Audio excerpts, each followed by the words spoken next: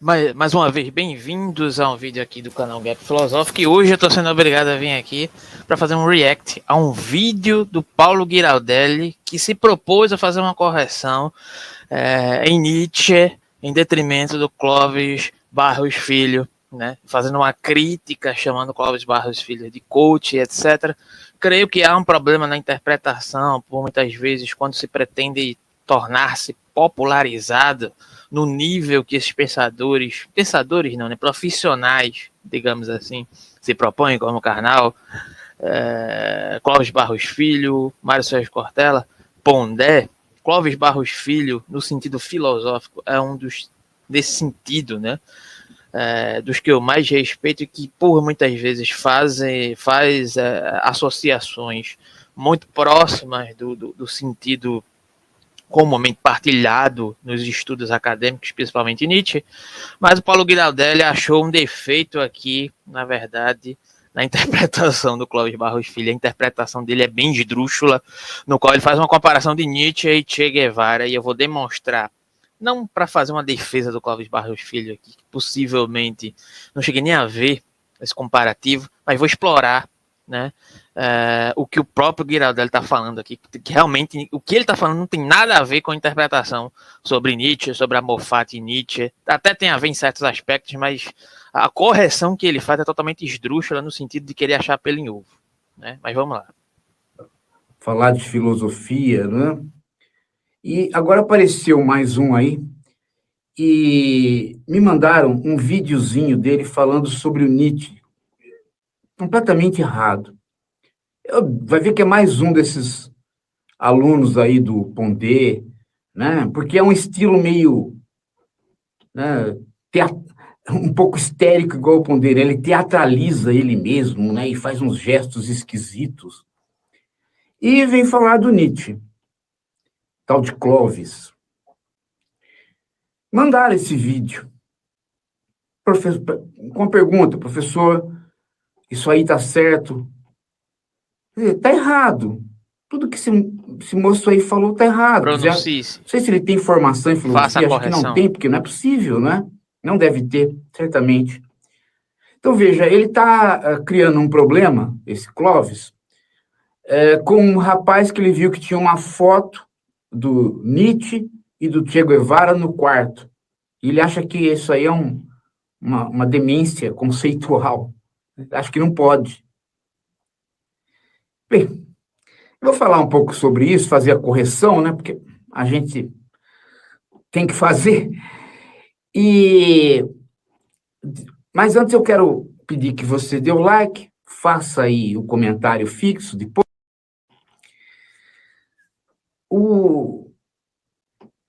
Vou pôr aí para você, né? O link aqui embaixo para você ver o erro. Mas não vou pôr o vídeo para você ver aqui, não. Mas você procura, né? Mas o problema todo é que esse rapaz, ele disse que o Nietzsche tem o conceito de amor fati. Veja só a correção que ele vai fazer. É amar a vida como ela é. E que o Che Guevara é um idealista. Ele quer transformar a América Latina em algo que a América Latina não é. Portanto, eles são incompatíveis. Então, as duas coisas estão erradas, né? Veja, primeiro, né? Amor fati não é uma tese conservadora. O Nietzsche não é uma espécie, né, de Nelson Rodrigues. Bem, aqui eu vou fazer uma pausa para fazer uma correção inicial, né? O amor fati não é um conceito conservador, muito menos um conceito progressista. Aqui eu vou abrir o dicionário Nietzsche, né, que é o dicionário do Grupos de Estudos Nietzsche, e vou ler a definição geral, no qual vários estudiosos se debruçaram desde a fundação do Grupo de Estudos Nietzsche, fundado por Lascars e Marton, né, e ler o conceito de amor fati, né, a partir de um determinado artigo que contém no dicionário Nietzsche. E aí vamos ler, né? Por amor fati, antiga expressão latina cujo sentido literal é amor ao fado, ao destino, amor à fatalidade, Nietzsche compreende o amor ao que é necessário. Em suas anotações, ele passa a utilizar a expressão no outono de 1881. Pouco depois de ter o pensamento do eterno retorno do mesmo, trata-se, como ele explicitará anos depois, em Ecce Homo, de uma fórmula para medir a grandeza da vontade afirmativa do homem. Sua capacidade de aquiescência incondicional diante de todas as coisas escritas na ordem do tempo, ou seja, não querer nada de outro modo, certo? Seja em relação ao passado, certo? Não sendo um reacionário nesse sentido, amar tudo aquilo que já ocorreu e que não poderia ter ocorrido de outra maneira, ou ao futuro, amar tudo o que há de vir. Seja em relação à eternidade, amar um instante, posto que cada momento pode repetir-se de forma idêntica ao eterno retorno do mesmo. É importante observar que já no primeiro momento em que utiliza a expressão, Nietzsche considera o amor fati como um imperativo necessário. Nas obras publicadas, apresenta o amor fati apenas em Gaia Ciência e em Ecce Homo. Nesses dois momentos separados por um intervalo de 6 anos, é de modo diferente que ele se refere ao amor fati em 1882 e o aborda em 1888.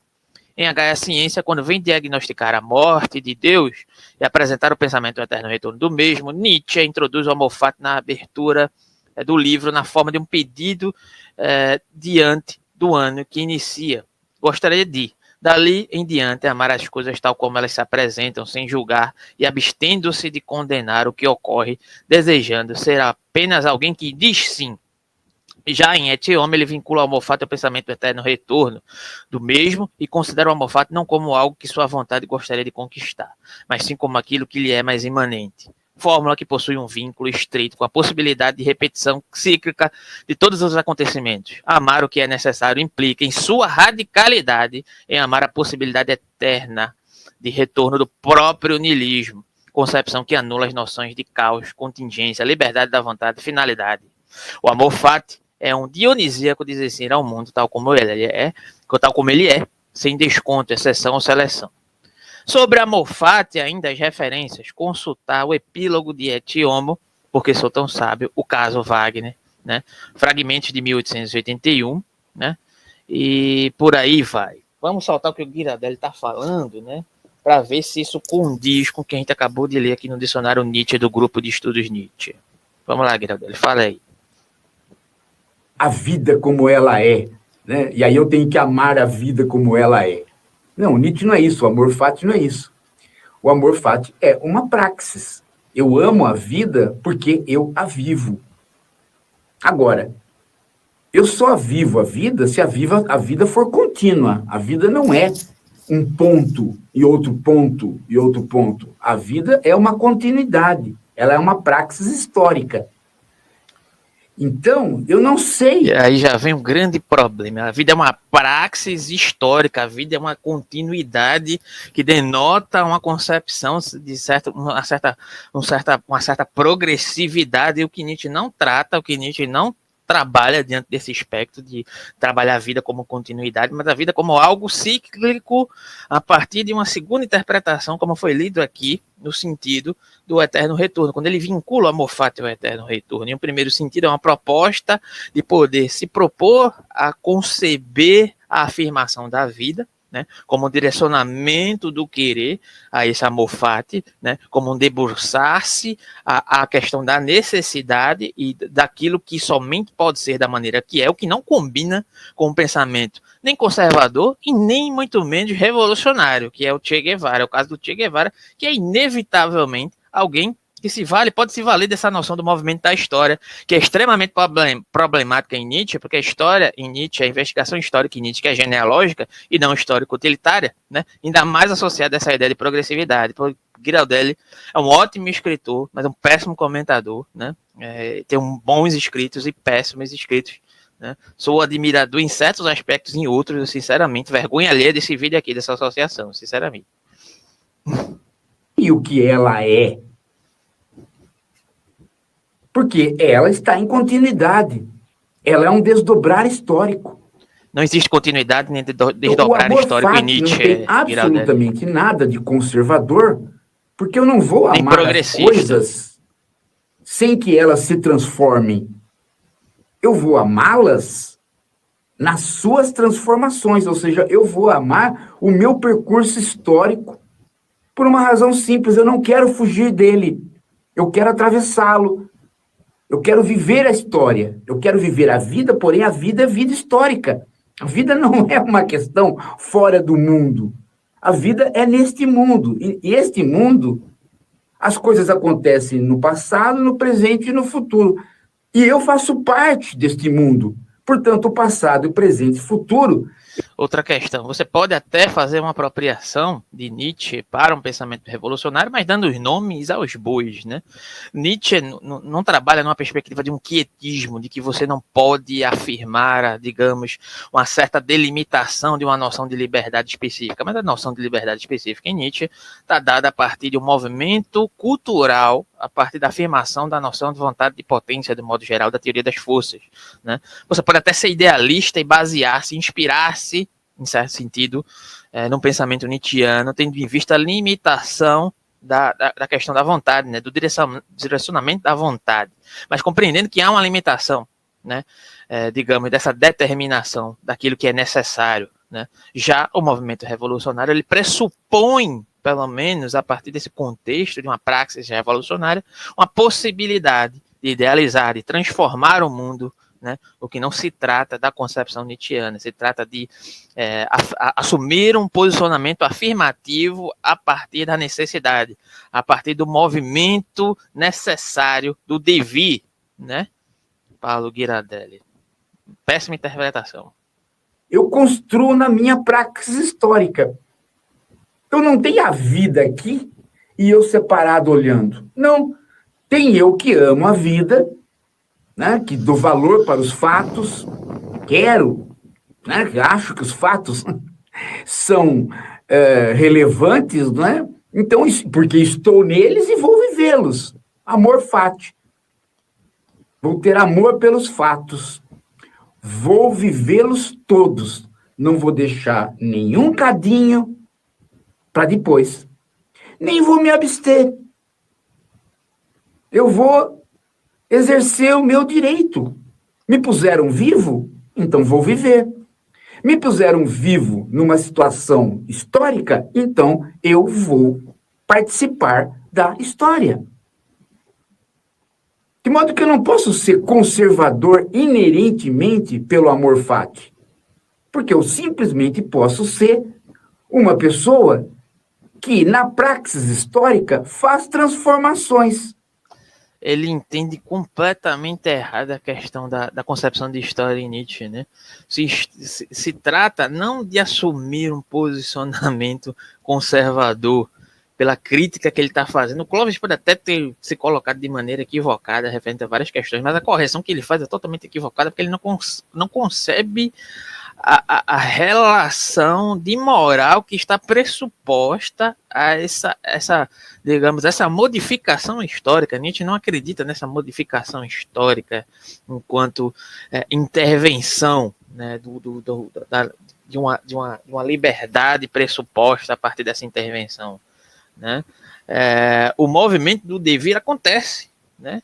O máximo que pode ocorrer é o modo pelo qual eu investigo esse procedimento histórico, e aí já existe um procedimento por trás que trabalha o sentido de moral, o sentido do valor que pressupõe esse valor de modificação. Ele não consegue chegar no pano de fundo da chave do pensamento de Nietzsche, que é justamente se perguntar pelo valor dos valores. Quando eu valoro, quando eu concebo essa possibilidade de transformação, né, ele já pressupõe isso como dado, como um valor de modificação, mas ele não se pergunta pelo valor dos valores desse devir supostamente revolucionário, nesse sentido que o Che Guevara, que ele diz ser compatível com Nietzsche. Peço. Em outras palavras, eu posso ser uma pessoa normal, porque todas as pessoas na praxis histórica fazem alguma transformação. Pronto. Isto se enquadra perfeitamente na vida do Che Guevara. Por quê? Péssimo. Porque o Che Guevara, ele não está dizendo nada senão vou viver a vida, vou transformar a história vou empurrar a história numa direção, quero que as coisas se transformem e esta é a minha vida. Estes são os fatos. E vou amar os... Totalmente equivocado. A própria pretensão, né, de livre-arbítrio no sentido... Né, e aqui livre-arbítrio eu não estou falando de uma questão necessariamente religiosa, mas essa pressuposição de achar que o homem tem a possibilidade, a capacidade de interferir no movimento da história, né, ela pressupõe uma certa noção de livre-arbítrio, algo que está pressupostamente, algo que está lá já pressuposto, na verdade, de forma totalmente negativa em Nietzsche, né? É uma questão de compreensão da impossibilidade de intervenção na história. E é uma questão de postura fisiopsicológica perante a vida. Quando você não se pergunta pelo valor do valor que você estabelece, você termina recaindo no idealismo, inevitavelmente. O que é o caso dessa afirmação que o Giraldelli atribui ao Che Guevara enquanto idealista. Quando ele pressupõe que vai, de certa forma, empurrar a história para uma determinada direção, não se trata de amor ao fato, se trata de amor ao ideal, o que se contrapõe diretamente à noção de amor fati, seja no primeiro sentido, que foi elaborado aqui a partir do dicionário Nietzsche, seja a partir do segundo sentido, a partir da questão do eterno retorno. Né? Se um demônio bater à sua porta e te perguntar se tudo que viveste, que sofreste, que vivesse de forma feliz ou de forma ordinária ou de forma abjeta, tudo isso iria se repetir inevitavelmente, né? Repetidamente, várias vezes, ad eterno, durante todo o infinito. O que é que tu dirias? Se debaterias? Ou gritarias de felicidade, dizendo que não ouvistes coisa mais bela? Achar que podemos empurrar o movimento da história nesse sentido histórico aí, né, pressupor uma determinada intervenção, né, e essa intervenção, enquanto possibilidade do devir, ela é necessariamente ideal, porque ela não se pergunta pelo valor atribuído aos valores atribuídos à vida, né, Giraldelli? Com essa idade, meu amigo, não está estudando Nietzsche direito, não, então faz muito tempo ou nunca estudou, né? Os fatos. Eu participo deles, eu os construo, eu não estou alheio deles e vou vivê-los, vou amá-los. Viver, você vai viver de todo jeito, isso não quer dizer que você possa intervir fundamentalmente, ontologicamente e redirecionar os aspectos necessários do movimento histórico. Tá? São coisas diferentes. Né? Pergunte-se pelo valor dos valores, né? Coisa que você ignora completamente diante do pensamento de Nietzsche. Um fato transformador continua sendo um fato. É esse o problema que esse rapaz não entendeu. Pressupor um fato transformador é pressupor uma modificação ontológica do movimento do real enquanto devir. Né? Uma pretensão que atribui-se a partir de uma noção da liberdade da vontade e uma pressuposição de alguns artefatos que podem coincidir com a noção de livre-arbítrio. E parece que o Giraldelli aqui não entendeu nada, quis corrigir uma afirmação que possivelmente pode até estar equivocada em determinados aspectos, só que ele conseguiu se distanciar mais ainda do pensamento de Nietzsche. Né? E é isso, né? Muitas vezes esses canais tarimbados de um acadêmico, por incrível que pareça, o Giraldelli é um acadêmico, tarimbado, tem alguns escritos reconhecidos, né? Escreve, tem um manual sobre Sloterdijk que eu até recomendo, mas o Giraldelli ele é muito contraditório e essa questão que a gente não pode aceitar a integralidade das ideias de uma pessoa, seja lá quem for, inclusive esses filósofos, o próprio Nietzsche, outros pensadores, de modo geral, a gente tem que sempre levar em consideração o que está sendo dito e não uma figura enquanto um ser dogmático, né? Então ele se pretendeu criticar alguém aqui, né? Possivelmente eu vou até dar uma olhada nesse vídeo do Clóvis, o que eu acho muito difícil tá equivocado no sentido do que ele está falando, porque o que ele está dizendo, o que ele está criticando aqui, é que ele está completamente equivocado quanto a Nietzsche, né? Mas aí eu coloco na descrição para vocês fazerem comparativos do vídeo do Clóvis, do meu vídeo e do vídeo do Giraldelli, né? Tá aqui, dicionário Nietzsche, grupo de estudos Nietzsche. Será que o Giraldelli ele sabe mais do que todo o conjunto e o conglomerado que estuda Nietzsche há mais de 20 anos do grupo de estudos Nietzsche no Brasil, fundado pela Escala de Martum? Talvez, né? Não sei. Mas fica aí a sua interpretação, né? Foi um react do Gap Filosófico, tá? A gente vai ficar por aqui. Deixa o like, compartilha, deixa a tua opinião aí embaixo. Obrigado e até a próxima.